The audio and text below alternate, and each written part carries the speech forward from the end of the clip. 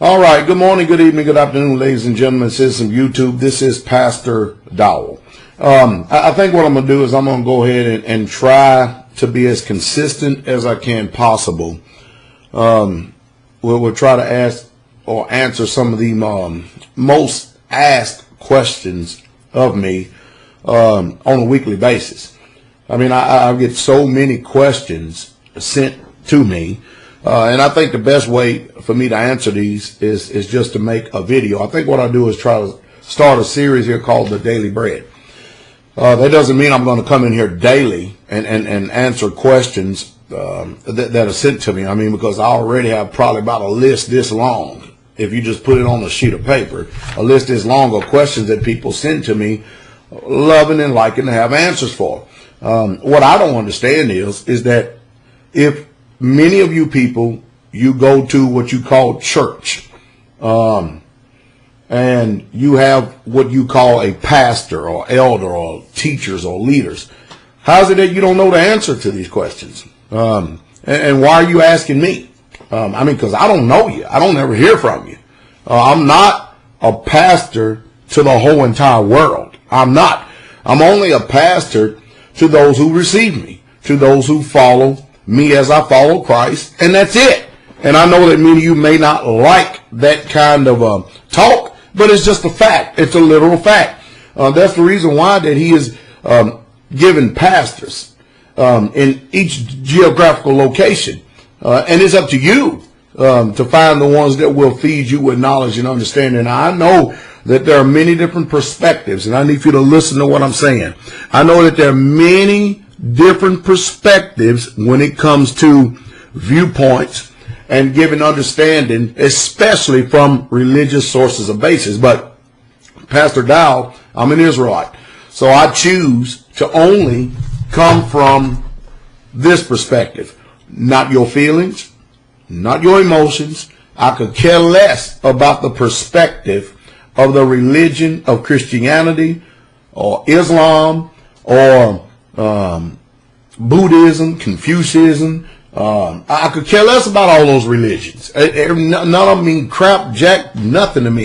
But I do care about what the perspective of what he has to say to us through his prophets and his apostles. And I will tell you what this says, and not my own personal feeling. I don't feel like nothing when it comes to answering the truth. What I make sure I try to do continually is make sure that what I believe, and if you want to use that term, feeling, whatever I feel whatever this book says, and then whatever this book says is the way it's going to be. At least that's the decision that I personally made in my life. I mean, you think about it. I mean, there's a lot of people that have what you call wisdom, but they're too old to perform the wisdom that they say that they have. Now, what kind of wisdom is that if you can't apply wisdom?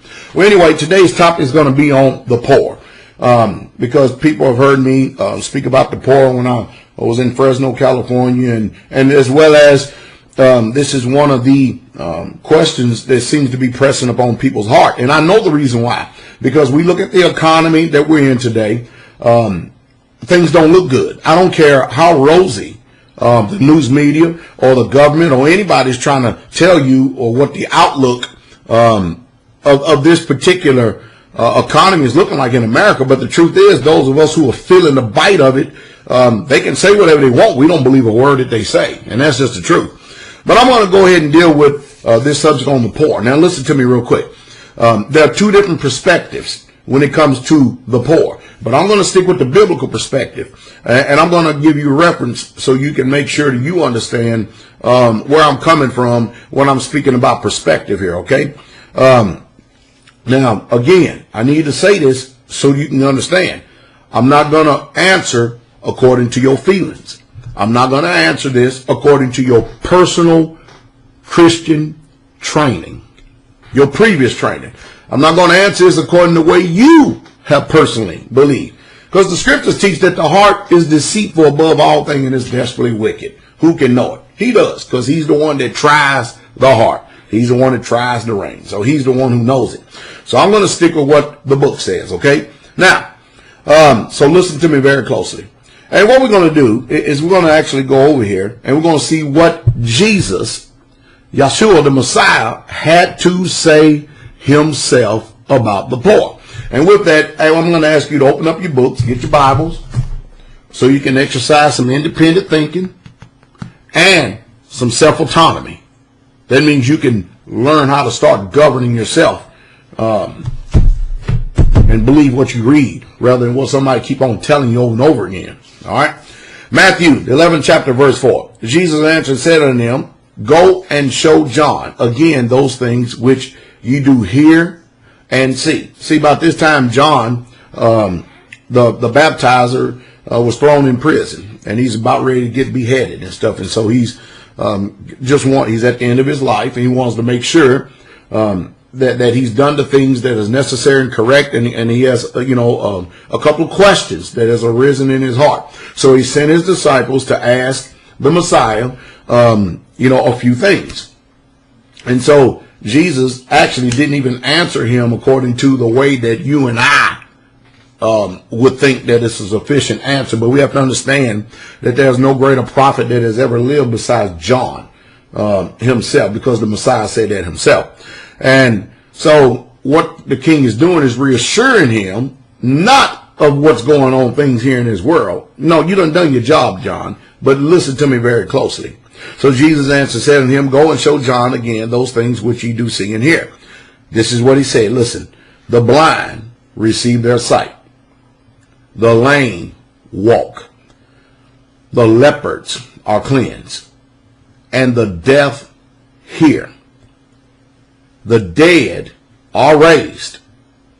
And the poor subject. And the poor have the gospel preached unto them. See, most of us, we think that the poor is anybody out there in that world that is down, that is hungry, and we feel obligated. We need to do something about it. I mean, look what religion does. Religion appeases that wicked little heart.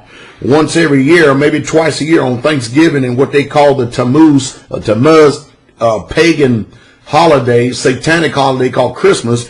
Everybody gets a spirit in them where they want to have food banks and they want to feed the so-called poor. The so-called poor.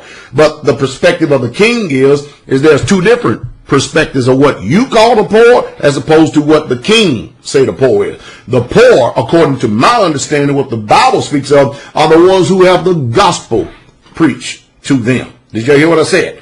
And that means if you're going to preach to anyone, if you're going to know who the poor are, go preach the gospel to them. And most people, what they want to do is just do something to appease their hearts. Give out some money. Give out what they call some canned goods and stuff. Okay, I've done my job, but you didn't preach the gospel to the poor. Because remember, we're all ministers of the Most High. All right? But the poor are the ones who have the gospel preached to them. So everybody who is poor in this world, because you're always going to have them with you, they are not what you call poor. All right? And then he says this, and blessed is he whosoever shall be not offended in me. See, now a lot of people are going to literally be offended at his words. They're going to be offended what I just got finished saying, because they're not going to like it, because they don't like this perspective. Let's go to Matthew 26, starting in verse 6. Now when Jesus was in Bethany, in the house of Simon the leper, there came unto him a woman having an alabaster box of very precious ointment, and poured it on his head, and set it meat. But when his disciples saw it, they had indignation, saying, to what purpose is this waste? Notice, they had indignation because they could tell that this was expensive oil. So they were upset because to them, the woman was wasting the oil. But the king says this. Listen to this. For this ointment might have been sold for so much and given to the poor. You hearing what the disciples said? They were mad, they were upset, but this ointment could have been sold and given to the poor. Let's see if they really truly cared about the poor. All right. When Jesus understood it, he said unto them, why trouble ye the woman, for she have wrought a good work upon me? Listen to what the king says. For ye have the poor always with you, but me ye have not always. You hear that? And you know, if you understand the Gospels, he says, whatsoever you have done unto the least of these my brethren, you've done also unto me. Y'all hearing this now? You see, there's a different perspective when it comes from the biblical perspective as opposed to a worldly perspective as opposed to your own personal feelings. The king already knew you had the poor with you. And remember, the first scripture, the poor have the gospel preached to them, and the poor you have with you always, but you don't always have him with you. Look what he says. For in that she have poured this ointment on my body, she did it for my burial. Y'all hear that? And verily I say unto you, that whosoever this gospel shall be preached in the whole world, there shall also this, that this woman have done, be told for a memorial of her. You know, we hear this message at least once, twice, three, maybe 4 times a year here straightway. You go to most places, you'll never hear what this woman done as a memorial. You know why? Because most people have a form of godliness, but they're really truly not preaching it. They're not preaching the everlasting gospel. Okay, Matthew 6 verse 19. Listen to the perspective and the understanding of the king. Listen to me. Matthew 6 verse 19. Lay up not for yourselves treasures upon the earth, where moth and rust do corrupt, and where thieves break through and steal. Now, there are banker thieves. There are thieves who will break into your house. There are thieves of your own family. And sometimes you're a thief yourself. That's just the truth. But there are all kind of thieves in this world. But the understanding is you don't lay up treasures upon this earth. But what do people do? They lay up treasures here upon this earth. You know why? Because I don't know what it is about people who have a bunch of treasures or what you call a bunch of money, but they lay them up and store them up. And they're not using it for the kingdom. I mean, do you remember the rich young ruler? Do you remember him? He thought he kept the commandments, all except the one loving of the Father. And when he told him to go and sell all that he had, that was it. Go and sell all that I had. And the scripture says he went away sorrowfully because he had great riches. You know, I often say to people over and over again, anything you got, you can't give up. You finally found out who your God is. Now, you may mentally put in your mind that it's not your God. But then when you got brothers and sisters who have the gospel preached to them, brothers and sisters who are living and preaching this gospel, and then you go read Acts chapter 2, you go read Acts chapter 4, and you see what the assembly or church is really truly all about. Just go read it for yourself. Just read it for yourself. Then you really truly find out where your heart is. But anyway, the king says, but lay up not for yourselves treasure, but lay up for yourselves treasure in heaven, where neither moth nor rust do corrupt, and where thieves do not break through nor steal. For where your treasure is, there will your heart be also. That's why, Pastor, I give away everything. I do. I give it up. But I just don't give it to anybody. I just don't give to anybody. I give to the ones who have the gospel preached to them. That's right. Because my sentiments is his kingdom. My understanding is his kingdom, his people. Because he's coming to save his people from their sins and not the whole world. I know that most of you don't like that, but that's totally irrelevant. But it's the truth, and it's the truth straight way. He has a way that he view things and see things. You have a way you view things and you see things. And more importantly, if anything, you need to make sure that what you see and what you view, it aligns with his perspective and what he says and how he does. That is the truth. All right, let's go on. The light of the body is the eye. If therefore thy eye be single, thy whole body shall be full of light. But if thy eye be evil, the whole body shall be full of darkness. If therefore the light that is in thee be darkness, how great is that darkness? For no man can serve two masters. For either you will hate the one and love the other, or else he will hold to the one and despise the other. You cannot serve Yah and Mammon. You watch, folks. Oh, boy. Oh, man. You know, I got a video that I'm going to try to post up here a little bit later. And what it did, it showed what happened to a lot of people who had billions of dollars during this Bernie Madoff scheme, because Bernie Madoff, he knew he was going to jail, and he just threw the whole government and everybody under the bus. But of course, you know, the majority of the Americans are not going to hear what he's saying and stuff because they're deluded and they're deceived. Because Bernie Madoff flat out told everybody that the whole government is a Ponzi scheme. You know why? Because he was getting ready to get thrown in jail. You got the same illegal institution that is going to pass so-called justice on him. So he said, okay, hey, I'm going. I know I'm going. But I'm going to go ahead and let everybody else know. But there are billionaires who shot themselves, who cut their wrist. Because, you know, a rich person can't fathom putting a mop or a broom in their hand, much less going out and cleaning a chicken coop, or much less going out and feeding the poor, or much less giving to the poor. And I just the other day I heard on the news that there was this man that had like maybe, I don't know, $600-700 million, and he died, you know, being benevolent in his heart. He died, and he left that $600 or $700 million. He willed it to the government to do his part in death for the economy. Now, is that not crazy? Is that not unintelligent? I can tell you right now, he didn't know the Messiah. He did not know Christ, and he definitely wasn't an Israelite. Pastor Dowell is not going to leave nothing back here for this government. Nothing back here for this wicked world.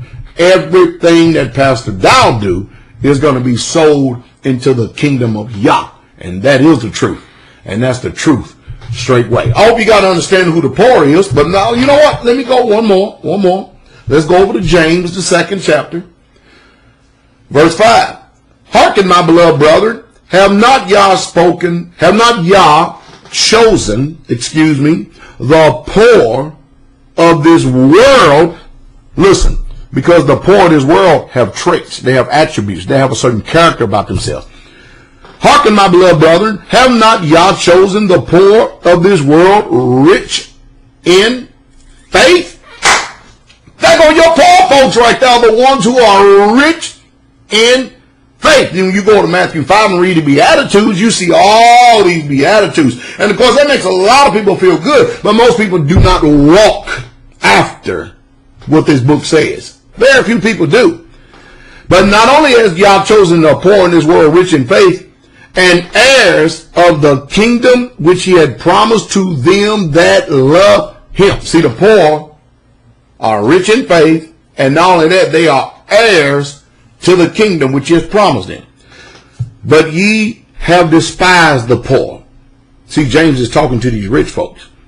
Do not rich men oppress you? And now he's talking back to the poor folks.